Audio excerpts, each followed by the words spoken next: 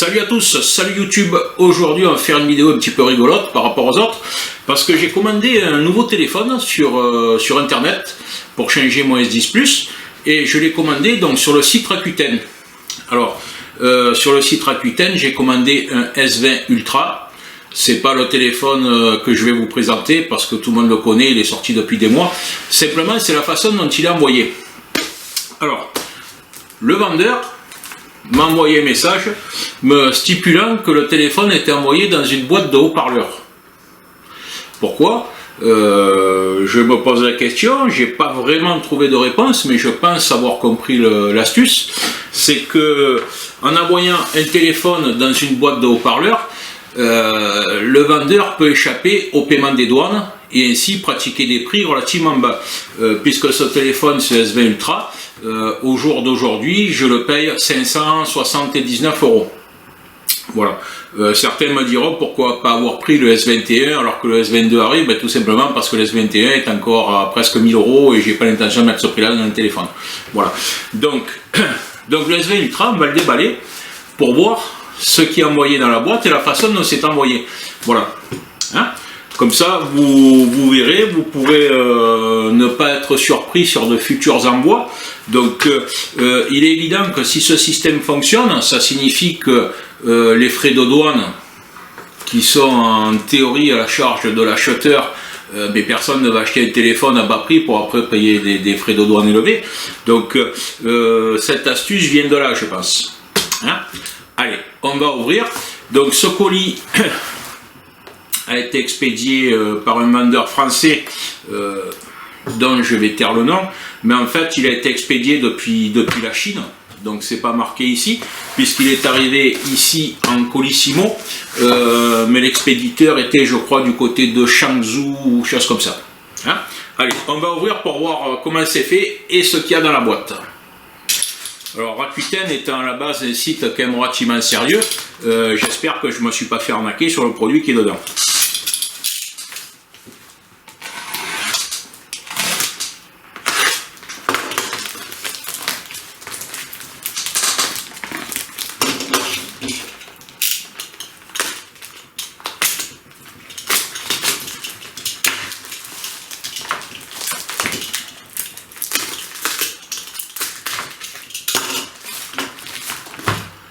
Donc on voit ici que c'est bien une boîte de haut-parleurs comme spécifié par le vendeur.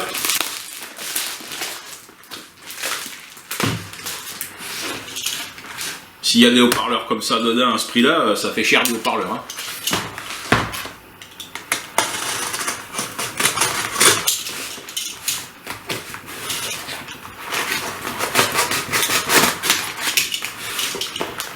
Et ils n'ont pas lésiné sur le scotch. Hein.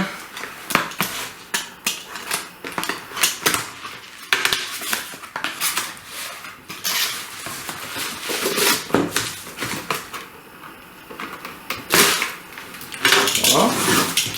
Encore un emballage, papier bulle.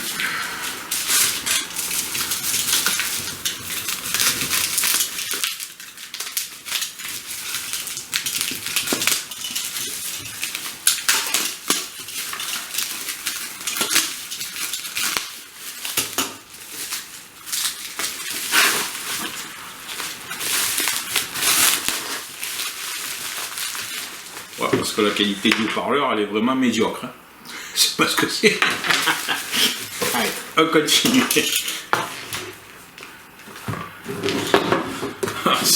C'est scotché ici.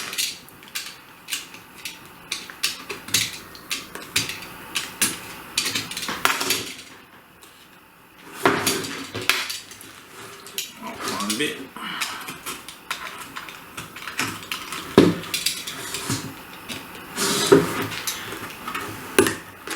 Se battre, hein.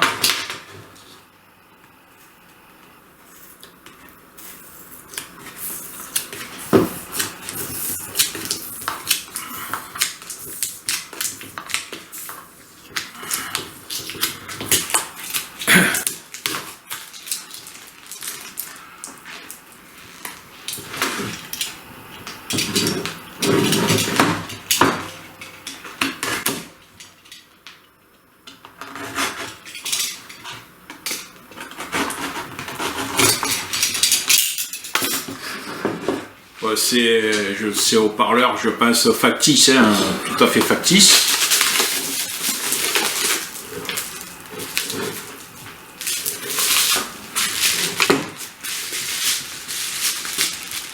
Ou de plastique vide. Donc ici,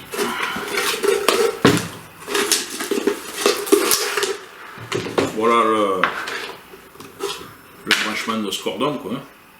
Il n'y a rien au bout.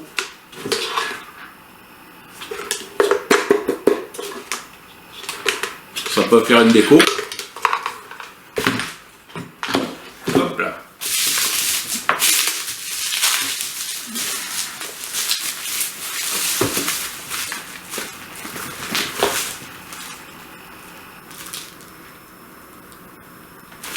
Et nous avons le téléphone.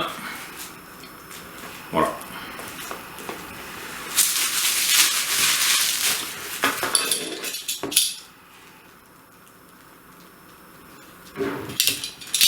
Donc on va l'ouvrir. Alors, étant donné que c'est un téléphone qui vient de Chine, que là je vois pas vraiment, la boîte ressemble à une boîte, c'est normalement une version américaine. J'ai quand même fait l'achat par PayPal afin de m'assurer que ce soit bien original s'il y avait un problème.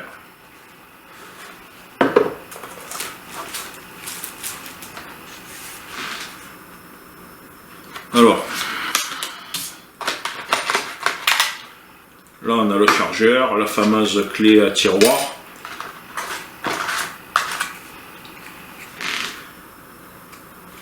Ici, ce sont le cordon d'alimentation, les haut-parleurs. Donc les haut-parleurs qui sont définis par AKG. Alors si c'est une copie, c'est une très bonne copie.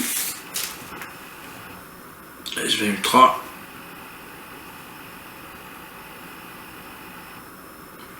Donc c'est le SMG988U.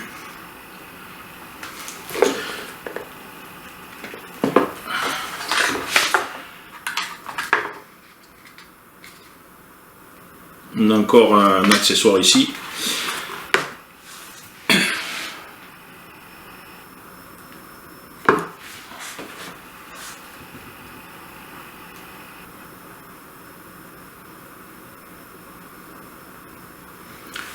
Donc à vérifier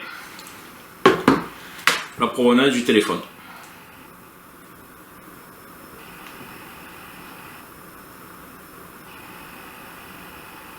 Je trouve l'emballage assez bizarre.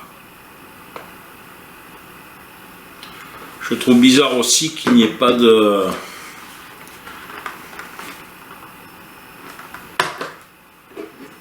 référence sur la boîte. Bien qu'on a tous les logos Samsung et tout, hein.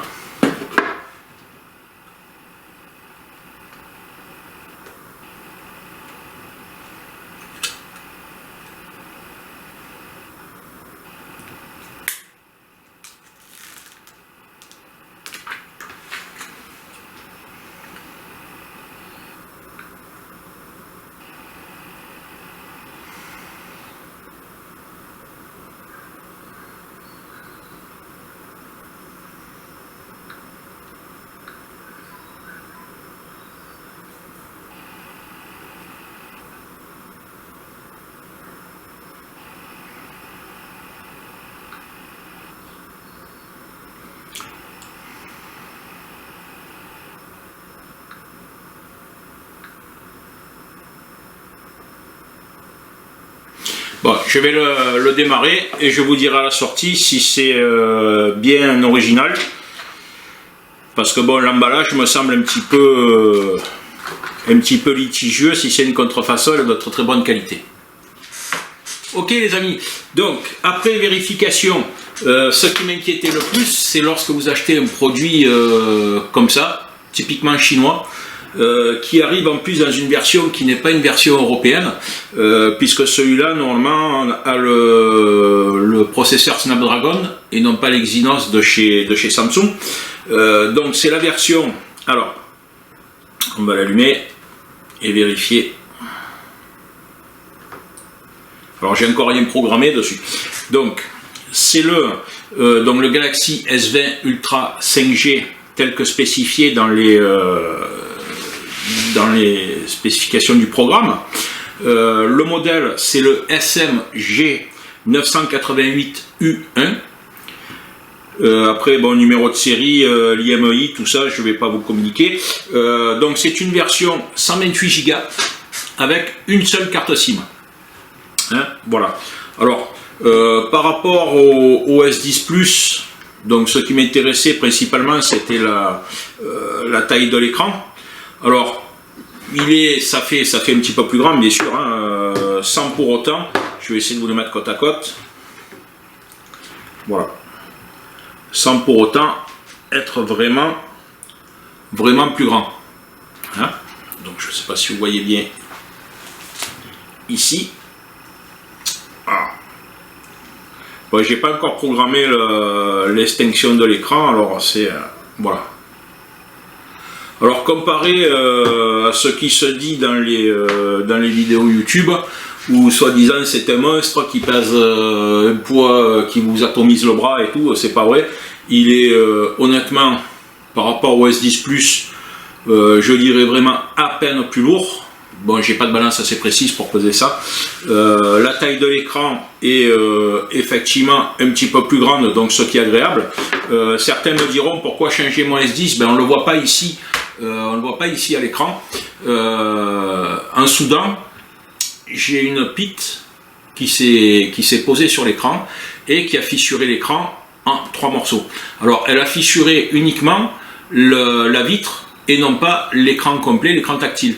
Alors le problème c'est que sur le S10 Plus, ben, à l'heure actuelle pour changer juste la face avant du téléphone, ça coûte 150 €, donc juste pour changer la vitre. Et vous perdez, ce qu'il faut savoir sur ce type de téléphone, c'est que lorsque il y a une intervention qui est faite et que le téléphone est ouvert, vous perdez la garantie IP68. Pour moi, la garantie IP68, c'est très important. Pourquoi? Ben, tout simplement parce que lorsque je fais de la mécanique, je touche le téléphone, j'utilise principalement la calculatrice avec les mains grasses et tout. Et puis quand j'ai fini, un coup de liquide vaisselle et le téléphone est nickel propre, ça repart. Alors pour moi, c'est impératif qu'il soit IP68. Et toujours au niveau tarif, si vous changez l'écran complet, ça coûte 250 €. Et aujourd'hui, le S10 Plus, on le trouve neuf sur Internet entre 250 et 300 €. Donc ça vaut pas vraiment le coup pour moi de changer, de réparer ce téléphone. À la limite, changer la vitre avant aurait pu être intéressant si j'avais pas forcément la nécessité de la garantie IP68, mais c'est pas le cas. Donc voilà, donc c'est pour ça que j'ai choisi de le changer, bien qu'il fonctionne parfaitement, donc je le garderai en dépannage. Voilà.